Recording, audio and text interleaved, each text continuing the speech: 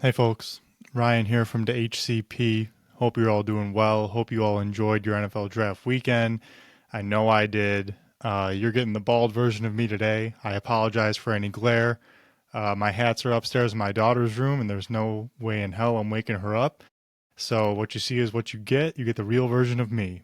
Um, but I just wanted to jump on here and talk about the Lions draft, and of course, Brad Holmes cooked again. No TV dinners, no chicken pot pies. We're eating steak tonight, boys, with a hot fudge sundae at the end. You know, that's my favorite, FYI, in case you ever want to buy me dinner. But I think Brad killed it, and let's just get into the picks without any further ado. This draft was incredible. Okay. Here's what Brad did. We drafted two mullets, a white receiver, an Arabic edge rusher. I'll take that. And a white safety. In addition to some other guys. Like, this was just a great draft. It was a very entertaining draft, and although the positions weren't that sexy, I think the guys we took are gonna show something from the start. But let's just get into it. We'll get a more overview thing going later. Round one, we take Tyleik Williams, defensive tackle from Ohio State. So what we have here is a position of need in a position that I don't think any fan, we all want to beef up the defensive line. I know I did. I was on record saying our first pick better be someone in the trenches, whether it's on offense or defense. But I think a defensive tackle at the end of the first round is never going to wow anybody. It's not going to blow anyone away. But he's got ability. And it's funny because Tyleek's NFL comp, a lot of people are saying, is Aleem McNeil. And hey, who better to learn from? Aleem took a giant step last year.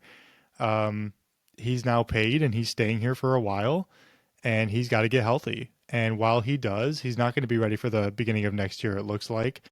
Hey, Tyleek, we need you, man. Step on in, step on right next to Levi and not Broderick Martin. Probably Holmes' worst draft pick. I don't see him getting playing time at all, which makes this even more of a need. So I was very happy with that pick. It didn't blow me away, like I said, but it's hard to get blown away by any defensive tackle that late. But we beefed up more the line in round two by trading up for Tate Radledge, guard from Georgia. This dude is just.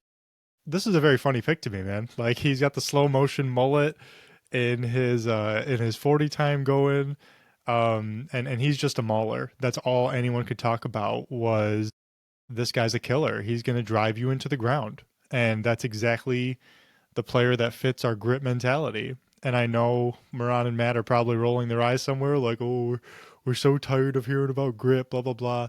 But that's kind of what our identity is. Even though we're very speedy on offense, our whole identity is we're going to run it down your throat and we're going to kill you with our strength and our tenacity and our grit. So I absolutely love that pick.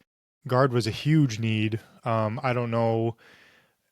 I didn't know our long term options going into the draft there. And it's a position that I'm happy we invested a high draft pick in because we need that moving forward. Our offensive line is just the strength of our team, and it needs to stay that way. That's how any good team operates.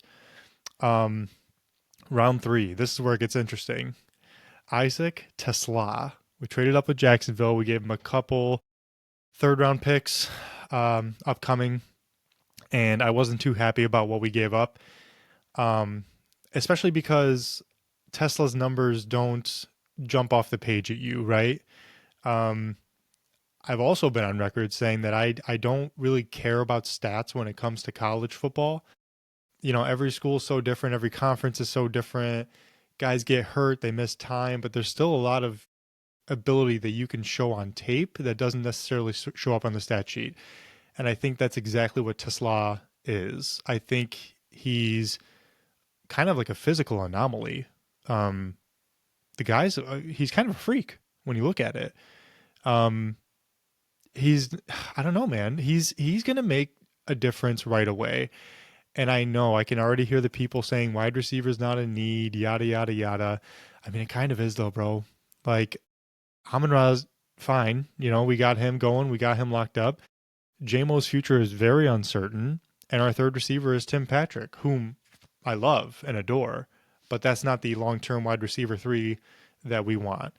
So I think Tesla can come in and make an immediate impact. I'm very happy about him. We got another guard from LSU with Miles Frazier in round 5.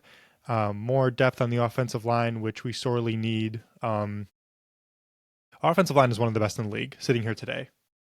It was last year, and it still is. But the one thing our offensive line was missing last year was depth. When, Decker missed time or Glasgow went out, when you really saw one of our guys go down is when you really saw our offense start to shake a little bit. That was Goff's 5 interception game against Houston. And other times, like we need that to stay the way it is, and drafting depth is always a good idea. So a pick, I think the pick who's getting the most coverage, surprisingly, is Ahmed Hassanain. And yeah, I pronounced that right. You don't hear that pronunciation a lot. The edge from Boise State. Now, this guy is just such a cool story. There's the audio of him saying, "I'll die for you, coach," when he was talking to Campbell on the phone right before his name got announced or listed in round 6, I should say. He proposed to his girlfriend right after the pick was announced. So there was that too. It was just a very cool moment. This was a player heading into the draft that was kind of like a diamond in the rough type pick. I'm not going to talk him up too much. He's a round 6 guy after all.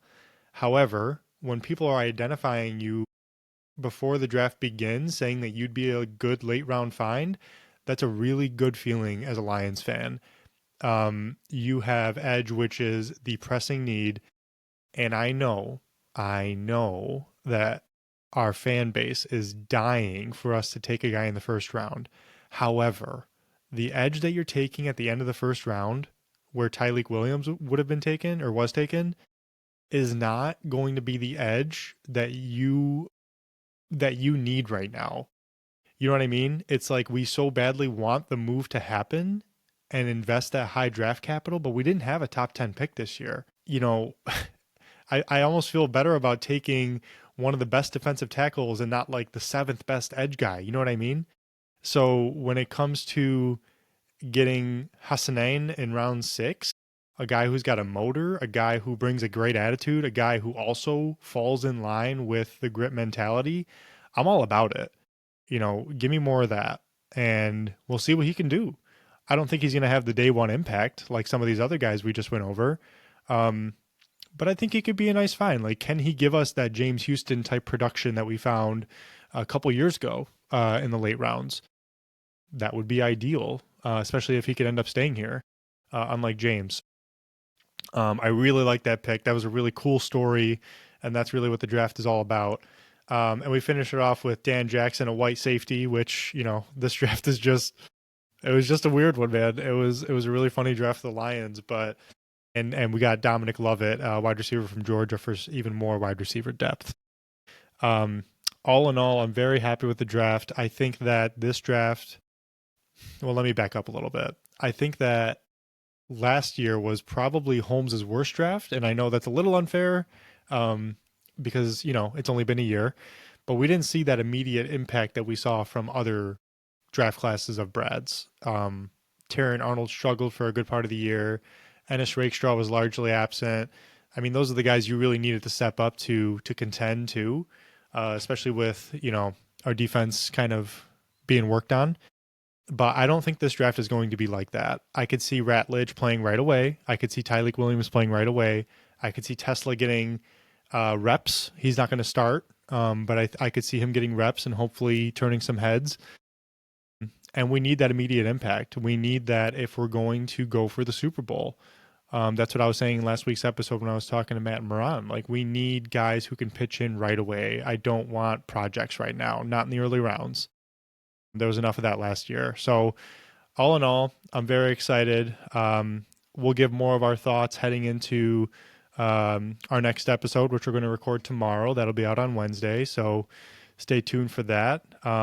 But if you're new here and you enjoy this type of coverage, please make sure you like the video. I hate this part of the video, but you got to say it. and comment your thoughts. Let me know what you thought of taking Tyreek Williams and Tate Ratledge and all these other guys, and let me know if you think that Brad Holmes waited too long to take an edge player. Personally, I don't think so. I think that you go for the best player available, and that's what we did. So on our board, at least. But hey, I don't really care about anyone else's board. It's proven right in the past. So at the end of the day, trust in Brad. Love you guys. Make sure you tune in. Subscribe if you want more. And I will see you later. Peace out.